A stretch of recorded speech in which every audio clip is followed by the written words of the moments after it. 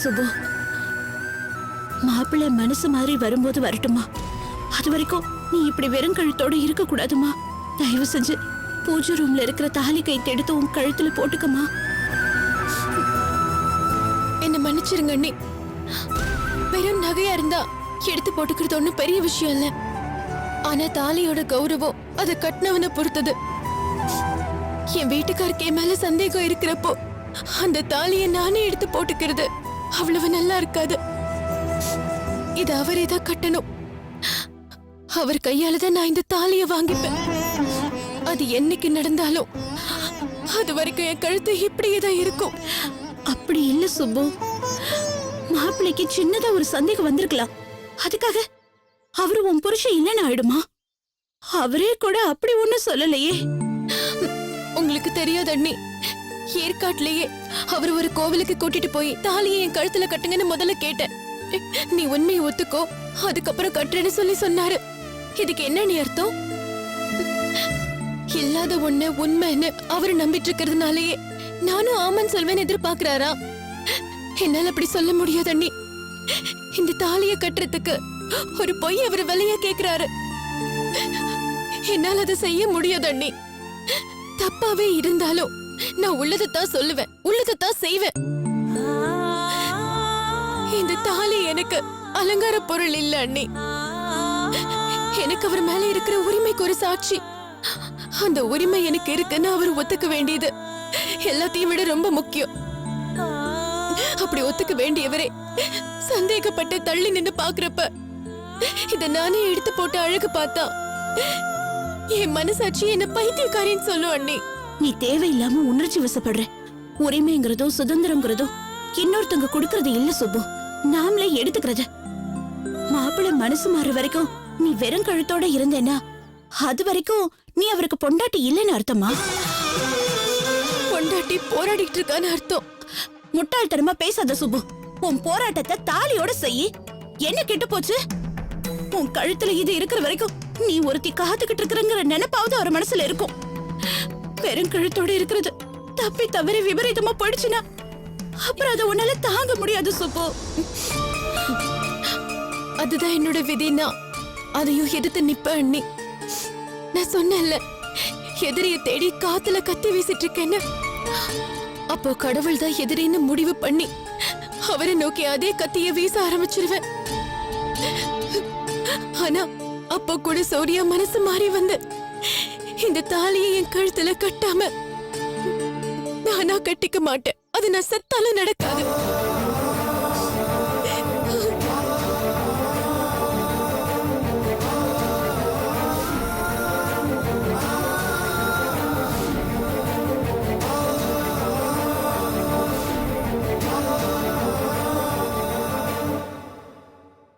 என்னடி இது? உங்க எம்டி இப்படி ஒரு சிடுமூஞ்சியா இருக்காரு.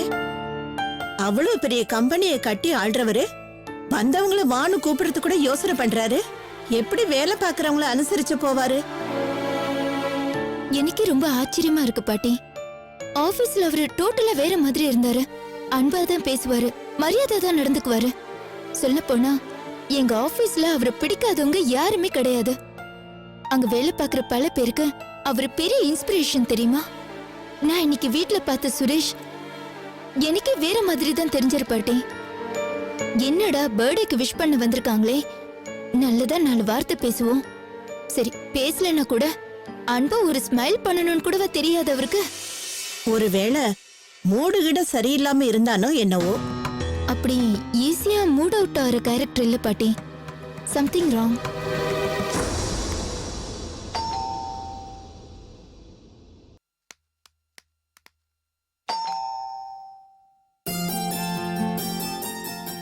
வரலாமா? உள்ள போங்கம்மா. வாங்கம்மா வாங்க, உட்காருங்க.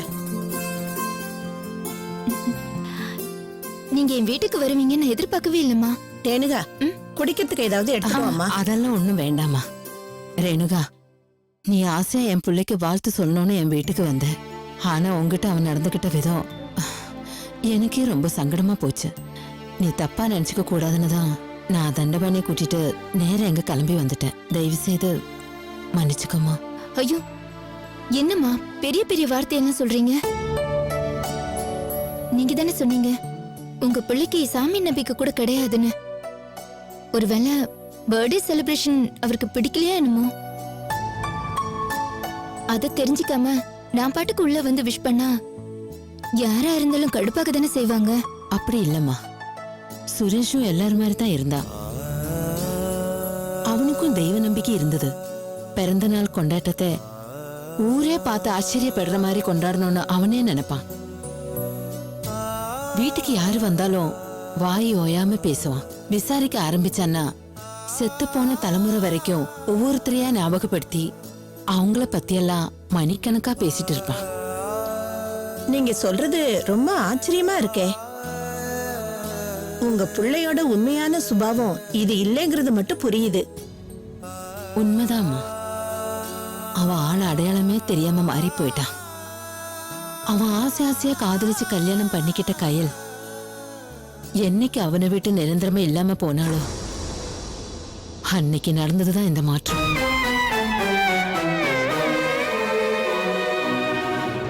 என்னம்மா சொல்றீங்க? என் புள்ள இப்படி சிடுமூஞ்ச மாறினதுக்கு காரணம் இதுதான்.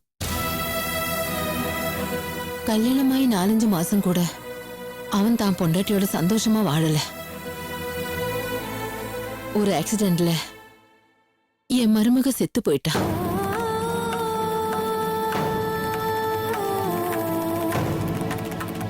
அந்த அதிர்ச்சியை சுரேஷால தாங்கவே முடியல.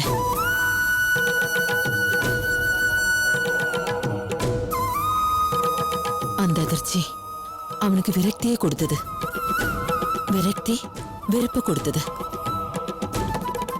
வெறுப்பு கோவத்தை கொடுத்தது. கோவம் கொடுத்த எல்லாத்தையும் மொத்தமா பறிச்சிருச்சு.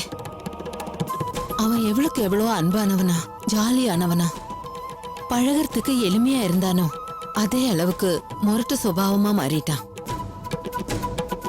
யாரையுமே கிட்ட நெருங்க விடாம நல்லது கெட்டது எதுலயுமே கலந்துக்காம உழைக்கிறோம், சாப்பிடுறோம், தூங்குறோம், எந்திரிச்சு வேலைக்கு போறோம். இது தவிர வேற எதுவும் இல்லைன்னு தன்னோட வாழ்க்கைய ஒரு சின்ன வட்டத்துக்குள்ள சுருக்கிட்டாமா.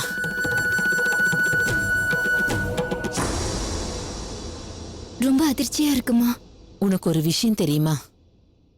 இவனோட இந்த சுபாவத்தால இப்பெல்லாம் எங்க வீட்டுக்கு சொந்தக்காரங்க யாருமே வர்றதில்ல. யாருன்னா வந்தாங்கன்னா 2 வார்த்தை முகம் கொடுத்து கூட பேச மாட்டான். நீ யாரோ நான் யாரோங்கிற மாதிரி தான் நடந்துக்குவான். வரவங்க கிட்ட எல்லாம் நான் இவனை பத்தி விலைக்கு சொல்லிட்டு இருக்க முடியுமா? ஒரு கட்டத்துல உறவு நட்புங்கிறதெல்லாம் இல்லவே இல்லைன்னு ஆயி போயிடுச்சுமா. கேட்கவே ரொம்ப சங்கடமா இருக்குமா? ஆனா என்ன மதிச்சு இத சொல்றதுக்காக நீங்க இவ்வளவு தூரம் வந்திருக்கீங்கன்னு நினைக்கிறப்போ தெரியலம்மா, என்னமோ உன்னை எனக்கு ரொம்ப பிடிச்சு போச்சு. நீ என் புள்ளைய தப்பா நினைச்சிடக்கூடாதுன்னு தான் மனசுக்குள்ள ஒரு எண்ணம் தோணுச்சு. சந்தோஷமா வாழ்த்துறேன்னு சொல்லிட்டு வந்தேன். வந்த இடத்துல அவன் மூஞ்சில அடிச்ச மாதிரி பேசி திருப்பி அனுப்பிட்டான்னு ரொம்ப வேதனையா போச்சுமா. அவனோட குணத்துக்கு பின்னாடி இப்படி ஒரு கதை இருக்குன்னு உனக்கு விலைக்கு சொல்லணும்னு மனசுல பட்டுது. என்ன காரணம்னு கேட்டா எனக்கு பதில் சொல்ல தெரியல. ஆனா இப்ப சொல்லிட்டேன். மனசு லேசான மாதிரி இருக்கு. நான் வரேம்மா. வரேம்மா. வாங்கம்மா. போலாமா போலாம். தண்டபாணி? வரேம்மா. வரேன் ரேணுகா.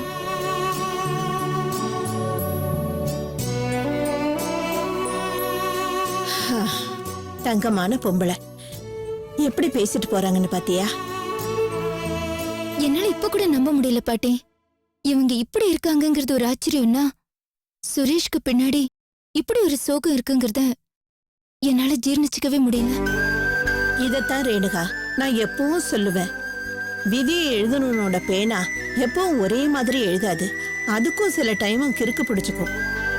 அப்ப வாழ்க்கை கிறுக்கலா தானே போகும். என்ன பண்றது, எல்லாம் அவங்களோட தலையெழுத்து. வா.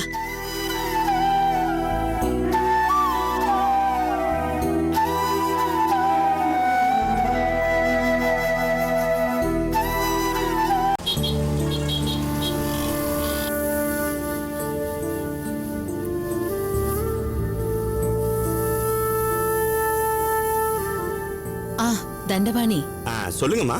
அந்த பொண்ணு யாரோ எம்பியோட பொண்ணுன்னு சொன்னீங்கல்ல? ஆமாம்மா, அவங்க அப்பா ஒரு காலத்துல அரசியல்ல பெரிய ஆளா இருந்தவர். ஓ, அவர்கிட்ட தாம்மா நான் பிஏவா வேலை பார்த்துட்டு இருந்தேன். அவர் உச்சத்துக்கு போனதையும் பார்த்தேன், தேஞ்சி தரமட்டமாயி கீழே விழுந்ததையும் பார்த்தேன். ஏன் என்னாச்சு அவருக்கு? அதை ஏம்மா கேக்குறீங்க? எல்லாம் விதிதாம்மா. கட்சியில கொஞ்சம் கொஞ்சமா செல்வாக்கு சரிய ஆரம்பிச்சுது. ஒரு கட்டத்துல பதவியே போற அளவுக்கு சூழ்நிலை வந்துச்சு. பத்தாவதுக்கு வேற ஊரை சுத்தி அவருக்கு நிறைய கடன், ரைடு, அது இதுன்னு ஏகப்பட்ட இம்சம்மா. ஒரே சமயத்துல எல்லாம் வந்து தாக்கி சட்டுன்னு ஒரு நாள் ஹார்ட் அட்டாக் வந்து இறந்தே போயிட்டாருமா. ரேணுகாவுக்கு சின்ன வயசுலயே அம்மா இல்லை. எம்பி சார் தான் அவங்கள வளர்த்தது. அப்பம் போனா கல்வி போகும்னு சொல்லுவாங்க. ஆனா அந்த பொண்ணுக்கு அவங்க அப்பா செத்து போனதோட வாழ்க்கையே போயிடுச்சுமா. ஏன் அப்படி சொல்றீங்க? பாக்குறதுக்கு சின்ன பொண்ணா தானே இருக்கா. என்னம்மா பிரயோஜனம்? விஜய்னு ஒருத்தனை ரேணுகா காதலிச்சுது. இது அவங்க அப்பாவுக்கு பிடிக்கல. அவரு எவ்வளவோ தடுத்து பார்த்தும் கேட்காம அவனையே அவங்க கல்யாணம் பண்ணிக்கிட்டாங்க. ரேணுகாவோட வாழ்க்கை நாசமானதுக்கு இதுதாம்மா முதல் காரணம். என்ன சொல்றீங்க தண்டபாணி? அந்த விஜய் ஒரு அயோக்கியம்மா. ரேணுகாவை அவங்க அப்பாவோட சொத்துக்காக ஆசைப்பட்டு ஏமாத்தி கல்யாணம் பண்ணி அவங்க வயித்துல ஒரு குழந்தையும் கொடுத்துட்டு அந்த ராஸ்கல் அவங்கள குத்தி கொலை பண்ண பார்த்தாம்மா. அந்த கத்தி குத்துல ரேணுகாவோட கர்ப்பமும் களைஞ்சிருச்சுமா. அந்த ராஸ்கலும் ஜெயிலுக்கு போயிட்டான். அப்பா செத்து போய் புருஷன் ஜெயிலுக்கு போய் கருவும் களைஞ்சு வாழ்ந்த வீட்டை வித்து கடனும் அடைச்சு, ஐயோ அந்த பொண்ணு படாத பாடுபட்டுச்சுமா. இப்ப அவங்க கூடவே இருக்காங்களே ஒரு பாட்டியம்மா. ஆக்சுவலா அவங்க அந்த விஜயோட பாட்டி தான்மா. பேரன் பண்ண பாவத்துக்காக அவங்க பேரனோட பொண்டாட்டிய பேத்தி மாதிரி வச்சு காப்பாத்திட்டு இருக்காங்கம்மா. ஏமா அடறீங்க? ஒன்னும் இல்ல தண்டபாணி, நான் ஒண்ணு நினைச்சேன். ஆனா இனிமே அது நடக்காது போல இருக்கு. ஏமா நடக்காது? நீங்க என்ன நினைச்சீங்கன்னு சொல்லுங்க. அது நடக்குமா நடக்காதான்றத அப்புறம் பாத்துக்குவோம். வேணாம், விடு தண்டபாணி. நடக்காதுன்னு மனசுல பட்டுருச்சு. இதுக்கு மேல அத பத்தி எதுக்கு பேசிக்கிட்டு?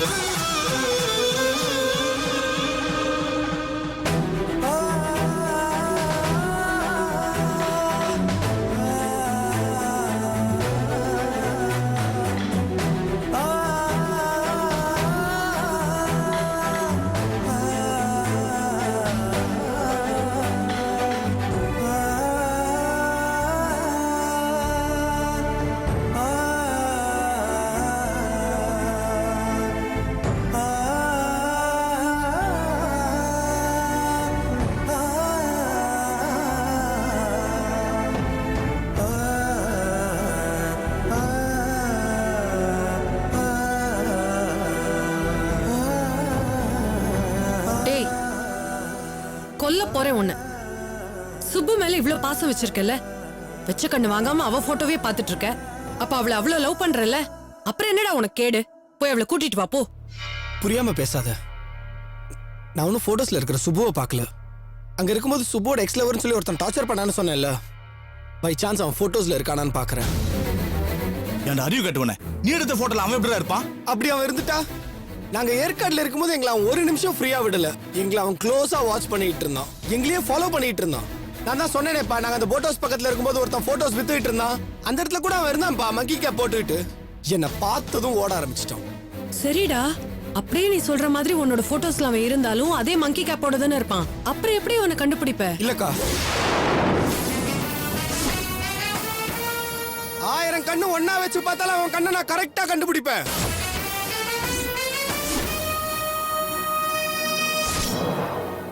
டேய், இப்ப என்னடா, நீ எடுத்த போட்டோல அவன் இருந்தான்னு வச்சுக்க, அதை நேரா போலீஸ் ஸ்டேஷன்ல கொண்டு போய் கொடுத்து அவங்களை கண்டுபிடிக்க சொல்லுவோம். போதுமா?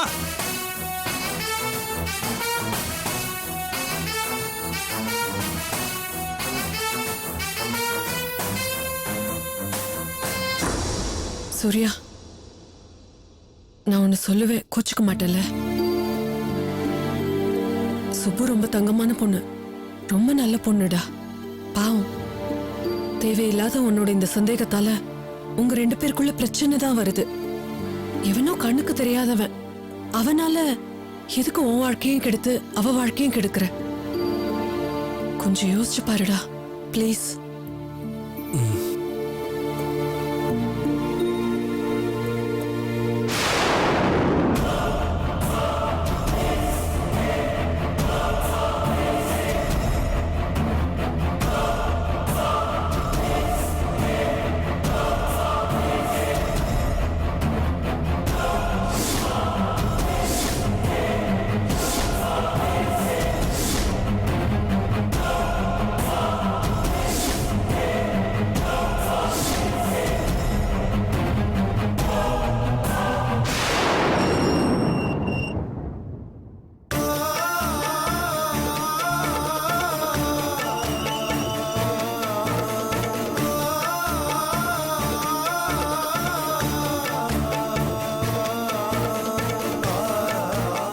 என்ன காயத்ரி இது? மூஞ்செல்லாம் அத்தை ஏதோ அடிபட்டிருக்குன்னு சொன்னாங்க. நான் கூட ஏதோ சின்னதா அடிபட்டிருக்குன்னு நினைச்சேன். ஆனா இப்படி மூஞ்சி கிஞ்சிலாம் இப்படி வீங்க இருக்கு, ரத்த காயெல்லாம். என்ன காயத்ரி, என்ன ஆச்சு? விடுங்க மாமா, காயம் எல்லாம் இப்ப ஆற ஆரம்பிச்சிருச்சு. எல்லா காயமும் ஆறிதானே தீரணும். விளையாடாத காயத்ரி. யார் உன்னை இப்படி அடிச்சது? நீ ஜெயிலுக்கு போய் கம்ப்ளைண்ட் பண்ணியா? எதுக்காக உன்னை அப்படி அடிக்கணும்? தலையெழுத்து, வேற என்ன சொல்றது? அன்னைக்கு எனக்கு கிச்சன்ல டியூட்டி போட்டிருந்தாங்க மாமா. நான் பாட்டுக்கு என் வேலையை பார்த்துட்டு இருந்தேன். இங்க முனியம்மான்னு ஒரு லேடி கைதி, அவங்க யாருக்கும் தெரியாம உள்ள வந்து என்ன கொல்ல பார்த்தாங்க மாமா. கொலையா? என்ன நீ ரொம்ப ஈஸியா சொல்ற? உன்னைய கொலை பண்ணோம்? உன்னை கொலை பண்ண யார் ஆள் அமிச்சாங்க? தெரியல மாமா, என்னால கெஸ் பண்ண கூட முடியல. ஆனா யாருக்கோ நான் உயிரோட இருக்கிறது சங்கடமா இருக்கு போல.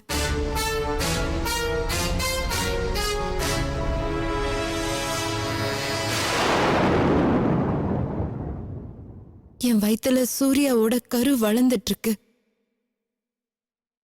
அது யாருக்கோ கஷ்டமா இருக்கு.